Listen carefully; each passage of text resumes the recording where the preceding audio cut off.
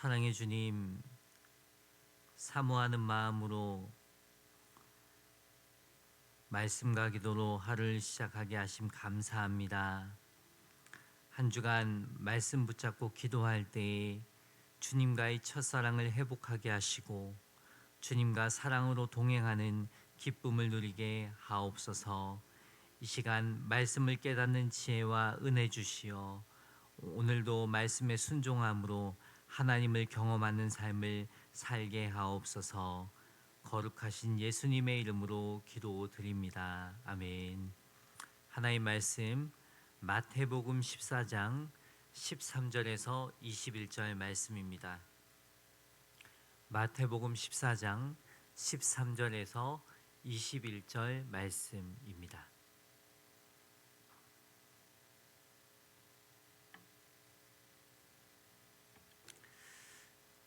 다 같이 합독하겠습니다.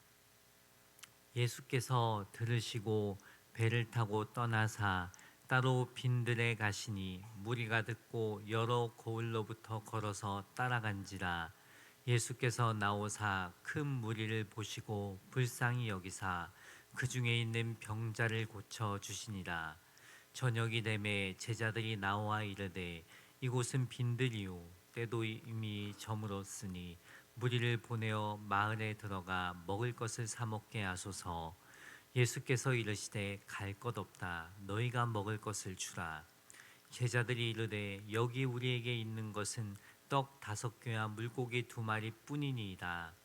이르시되 그것을 내게 가져오라 하시고 무리를 명하여 잔디 위에 앉히시고 떡 5개와 물고기 2마리를 가지사 하늘을 우러러 축사하시고 떡을 떼어 제자들에게 주시매 제자들이 무리에게 주니 다 배불리 먹고 남은 조각을 12바구니에 차게 거두었으며 먹은 사람은 여자와 어린이 외에 5,000명이나 되었더라. 아멘. 오늘 말씀 제목은 천국의 식탁입니다. 말씀의 시작은 이렇게 시작합니다. 예수께서 들으시고, 예수님께서 들으신 것은 앞절에 나온 1, 2절 말씀입니다. 그때 분봉한 헤롯이 예수의 소문을 듣고 그가 죽은 자 가운데서 살아났으니 그러므로 이런 능력이 그 속에서 역사하는도다. 그 다음 이어서 3절에서 12절에 과거의 헤롯이 세례 요한을 죽인 사건이 기록되어 있습니다. 헤롯이 예수님에 대한 소문을 듣고 보니 심상치 않게 여겼던 것 같습니다. 예수님은 죽었다 살아난 세례 요한이 아닐까? 이런 의문까지 갖게 됩니다. 이런 헤롯의 마음은 예수님에 대한 적대감과 두려운 감정이 있었을 것입니다. 그런 헤롯의 마음을 예수님께서 잘 알고 계셨습니다. 예수님은 헤롯에 대한 이야기를 듣고는 어떻게 하십니까? 13절에 예수께서 들으시고 배를 타고 떠나사 따로 빈들에 가시니 무리가 듣고 여러 고을로부터 걸어서 따라간지라. 그 이야기를 듣고 빈들로 가셨다는 것은 헤롯이 두려워서 간 것이 아닙니다. 여기와 관련하여 누가복음 13장에는 이렇게 기록되어 있습니다. 31절에서 33절에 곧 그때에 어떤 바리새인들이 나와서 이르되 나가서 여기를 떠나소서 헤롯이 당신을 죽이고자 하나이다. 이르시되 너희는 가서 저 여우에게 이르되, 저 여우는 헤롯을 말합니다. 오늘과 내일은 내가 귀신을 쫓아내며 병을 고치다가 제3일에는 완전하여 지리라 하라. 그러나 오늘과 내일과 모레는 내가 갈 길을 가야 하리니, 갈 길을 가야 한다고 하십니다. 선지자가 예루살렘 밖에서는 죽는 법이 없느니라. 이 말씀을 보면 분명히 헤롯은 예수님을 죽이려는 의도가 있었다는 것을 알 수 있습니다. 그러나 예수님은 자기를 죽이려고 하는 헤롯을 전혀 두려워하지 않으셨습니다. 자신의 사명을 다하기 위해 가야 할 길을 가야 한다고 하십니다. 예수님은 헤롯과 상관하지 않고 자기의 길을 가십니다. 자기의 사역을 하십니다. 얼마나 확신 있고 초연한 태도입니까? 우리는 이 말씀을 통해서 우리의 삶 가운데 영적 헤롯이 무엇인가 생각해 봐야 합니다. 주의 일을 하려고 하는데 우리를 두렵게 하는 것은 무엇입니까? 이 시간 생각해 보시기 바랍니다. 그것이 건강일 수도 있고 어떤 사람일 수도 있고 어떤 환경일 수도 있습니다. 그런 가운데에서도 예수님은 초연하셨다는 것입니다. 우리에게도 예수님과 같은 초연한 태도가 있어야 합니다. 누가 뭐라 해도 우리의 갈 길이 주님이 원하시는 길이라면 묵묵히 그 길을 걸어가야 한다는 것입니다. 그렇다면 예수님께서 따로 빈들에 가신 이유는 무엇일까요? 이것은 예수님이 사람들을 피해서 조용하고 한적한 장소에 가셨다는 뜻입니다. 예수님께서도 조용히 홀로 계시며 쉬는 시간이 필요했습니다. 그런데 잠깐의 휴식 시간조차 빼앗기신 것을 알 수 있습니다. 따로 빈들에 가시니 무리가 듣고 여러 고을로부터 걸어서 따라간지라. 많은 사람들이 예수님이 빈들로 가신다는 소식을 듣고 예수님이 계신 곳까지 간 것입니다. 예수님은 그들을 외면하지 않으시고 긍휼히 여기셨습니다. 14절에 예수께서 나오사 큰 무리를 보시고 불쌍히 여기사 그 중에 있는 병자를 고쳐 주시니라. 결국 예수님은 홀로 있는 시간, 잠시라도 쉬고 싶은 그 시간을 포기하시고 병든 자들을 고쳐 주십니다. 여기서 병든 자는 육신의 질병을 안고 있는 자를 말하기도 하지만 평안함이 없는 자를 말합니다. 평안함이 없다는 것은 정신적인 질병을 안고 있는 자들입니다. 예수님은 영적, 정신적, 육신적 질병을 안고 있는 자들을 치유해 주신 것입니다. 같은 상황을 그리고 있는 마가복음 6장 34절에는 예수께서 나오사 큰 무리를 보시고 그 목자 없는 양 같음으로 인하여 불쌍히 여기사 이에 여러 가지로 가르치시더라. 예수님께서 치유 사역과 가르치는 사역을 같이 하신 것을 볼 수 있습니다. 예수님도 인간이신지라 식사도 못한 채 지치고 피곤해 있었습니다. 그럼에도 불구하고 자기를 찾아온 사람들을 고쳐주시고 천국 복음을 전하셨습니다. 이 예수님의 모습 속에서 우리는 사랑과 긍휼이 넘치는 주님의 모습을 상상할 수 있습니다. 우리는 예수님을 따르는 성도입니다. 13절에 따른다는 것은 동행하다, 함께 같은 길에 있다라는 뜻입니다. 진정으로 예수님과 동행하고 계십니까? 그렇다면 예수님을 진정으로 따르는 제자, 예수님과 같은 길을 걷는 제자의 삶을 사시길 소망합니다. 우리가 진정으로 주님을 사랑한다면, 진정으로 예수님이라는 분에 탐복한 사람, 예수님께 반한 사람, 예수님께 사로잡힌 사람이라면 예수님을 따르는 삶을 살게 될 것입니다. 예수님과 같은 길을 걷고자 하는 사모함이 있을 것입니다. 그렇게 예수님을 사랑하면 반드시 제자된 삶을 살게 된다는 거예요. 오늘도 동일하게 예수님을 따르는 자들에게 예수님께서는 사랑과 긍휼로 함께 하십니다. 오늘 말씀에 그 무리에게 긍휼의 눈으로 그들을 불쌍히 여기사 치유하시고 하나님 나라의 복음을 전하셨던 것처럼 우리가 예수님을 따르고자 한다면 예수님은 우리의 삶 가운데도 역사하시고 치유와 회복의 역사뿐만 아니라 하나님 말씀으로 먹이시는 분이심을 기억하시기 바랍니다. 그러한 은혜가 우리 삶 가운데 있기를 주님의 이름으로 축원합니다. 15절에 저녁이 되매 제자들이 나와 이르되 이곳은 빈들이요 때도 이미 저물었으니 무리를 보내어 마을에 들어가 먹을 것을 사 먹게 하소서. 우린 여기서 아주 중요한 것을 발견하게 됩니다. 치유의 역사와 하나님 나라의 복음이 선포되는 상황 속에서 현실적인 문제에 부딪힙니다. 배고픔의 문제가 드러난 것입니다. 병이 낫는 기적과 함께 복음이 선포되는 이런 상황 속에서만 살면 얼마나 좋겠습니까? 직장에도 가지 않고 세상에서 사람들과 부딪히는 것 없이 교회에서 살면 얼마나 좋겠습니까? 그러나 현실은 그렇지 않습니다. 배고픈 것이 현실입니다. 가정을 돌봐야 하고 자녀를 학교에 보내야 하고 세금도 내야 합니다. 이것이 우리 현실입니다. 그래서 제자들은 말씀도 좋지만 이제 배고픈 현실로 돌아가자고 말한 것입니다. 이때 예수님이 이 현실에 어떻게 대처하십니까? 16절에 예수께서 이르시되 갈 것 없다.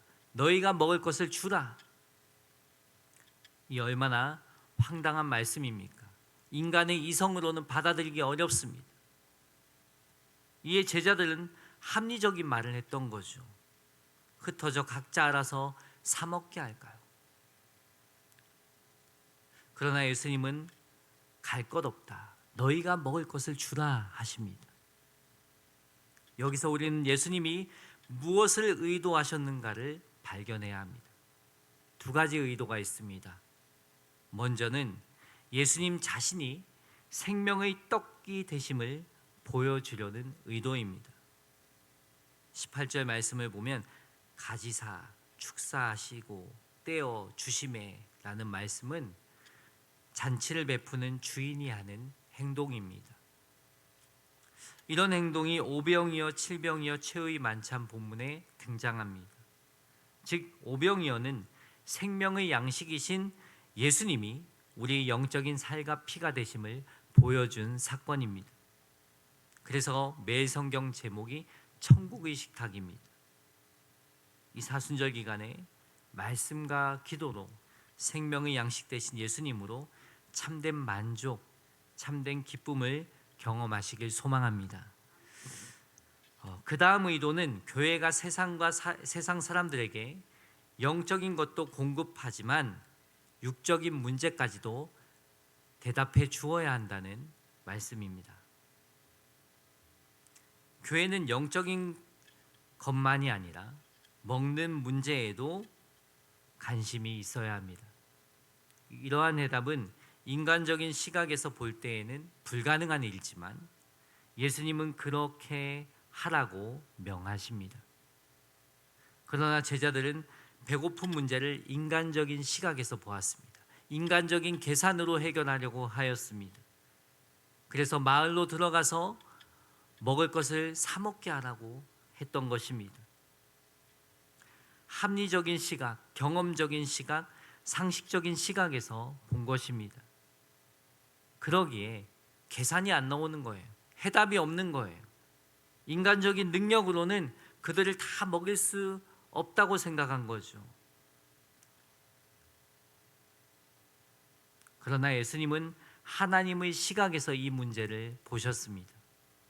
치유의 사역, 말씀 사역뿐만 아니라 먹는 것에도 하나님의 초자연적인 능력이 나타나는 것을 보여주려고 했던 것입니다. 그러면 오병이어 사건은 오늘을 살고 있는 우리에게 어떻게 적용되는지를 살펴보겠습니다. 17절에 제자들이 이르되 여기 우리에게 있는 것은 떡 5개와 물고기 2마리 뿐이니이다. 보리떡 5개와 물고기 2마리는 한 사람의 점심 식사 분량입니다. 예수님은 이 작은 물질을 통해 기적을 일으키셨습니다. 18절에서 20절에 이르시되 그것을 내게 가져오라 하시고 무리를 명하여 잔디 위에 앉히시고 떡 5개와 물고기 2마리를 가지사 하늘을 우러러 축사하시고 떡을 떼어 제자들에게 주심에 제자들에게 무리에게 주니 다 배불리 먹고 남은 조각을 12바구니에 차게 거두었으며. 예수님은 오병이어를 가져오라 하시고 무리를 잔디에 앉게 하십니다. 그 다음 떡을 가지사 축사하셨습니다. 예수님은 먼저 축사하시고 축복하신 것을 나누어 주셨습니다. 이 어린아이가 보리떡 5개와 물고기 2마리를 먹어버렸다면 한 사람은 배불렀을 것입니다. 그러나 5천 명은 굶게 됩니다. 제자들에게 이 떡을 주었을 때 제자들이 자기들끼리 먹어버렸다면 기적은 일어나지 않고 끝났을 것입니다. 우리가 기억해야 할 것은 기적은 나누는 데서 일어난다는 것입니다. 하나님이 축복하신 것을 나눌 때 기적이 일어납니다. 인간의 머리와 방법으로는 이해할 수 없는 초자연적인 역사들이 물질 세계에서 일어난다는 것입니다. 우리가 세상을 변화시키는 원리가 바로 여기에 있습니다. 냉수 한 그릇, 동전 하나라도 나눌 때 그것은 배고프고 병든 사람, 고통 중에 있는 수많은 사람들을 살리는 기적이 될 수 있다는 것입니다. 이것이 오병이어의 기적입니다. 우리가 내는 작은 헌금이 여러 생명을 살릴 수 있습니다. 사순절 기간에 특별 헌금을 하자는 광고를 했습니다. 비록 작은 물질이어도 튀르키예, 시리아, 지진 피해로 고통당하는 사람들, 또 북한에서 고통 가운데 있는 사람들 선교하는 그 선교사들에게 정말 이 헌금을 낸다면, 이 헌금을 드린다면 하나님은 놀랍게 역사하실 것입니다. 오늘날의 오병이어의 기적을 경험하게 하실 것입니다. 하나님은 지금 우리에게 말씀하십니다. 18절 말씀처럼 지금 그것을 내게 가져오라 하십니다. 비록 작을지라도 하나님은 그것을 통해 일하십니다. 우리가 기도하고 나누면 죽어가는 사람을 살릴 수 있습니다. 우리가 기도하고 나누는 것이 비록 작을지라도, 작은 것이라 할지라도 그것은 온 나라에 놀라운 역사를 일으킬 수 있습니다. 우리가 내는 적은 액수의 헌금, 구제 물품이 무슨 의미가 있냐고 말하지 마십시오. 만약에 이 물고기 2마리야 보리떡 5개가 무슨 소용이 있냐고 하면서 제자들이 그냥 예수님께 갖다 드리는 것을 거부했다면 아무런 역사는 없었을 것입니다. 하지만 주님께 그것을 가져다 드렸을 때 오병이어의 역사가 나타난 것입니다. 배고픈 영혼들이 배부를 수 있었던 것입니다. 함께 주님의 일에 동참함으로 오병이어의 기적을 경험하시길 주님의 이름으로 축원합니다. 20절과 21절에 다 배불리 먹고 남은 조각을 12바구니에 차게 거두었으며 먹은 사람은 여자와 어린이 외에 5천 명이 되었더라. 오병이어 사건은 다 배불리 먹고도 남은 기적이었습니다. 남은 조각을 12바구니에 차게 거두었습니다. 먹은 사람은 여자와 어린이 외에 5천 명이나 되었다고 합니다.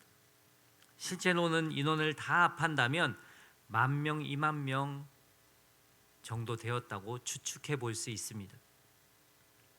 이렇게 예수님은 영적 필요뿐만 아니라 육적 필요까지 채우시는 분이십니다.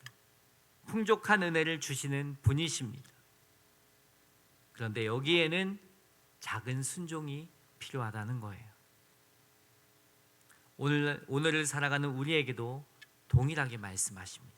너희가 먹을 것을 주라, 그것을 내게 가져오라 하실 때 비록 작은 것이라 할지라도 순종할 때 주시는 은혜가 있다는 것입니다. 우리 삶 가운데, 이 나라 가운데, 세계 열방 가운데 우리의 작은 순종으로 오병이어의 기적이 경험되어지길 주님의 이름으로 축원합니다. 오늘을 살아갈 때에 하나님 말씀 앞에 순종함으로 하나님을 경험하는 복된 하루가 되시길 예수님의 이름으로 축복합니다. 기도하겠습니다.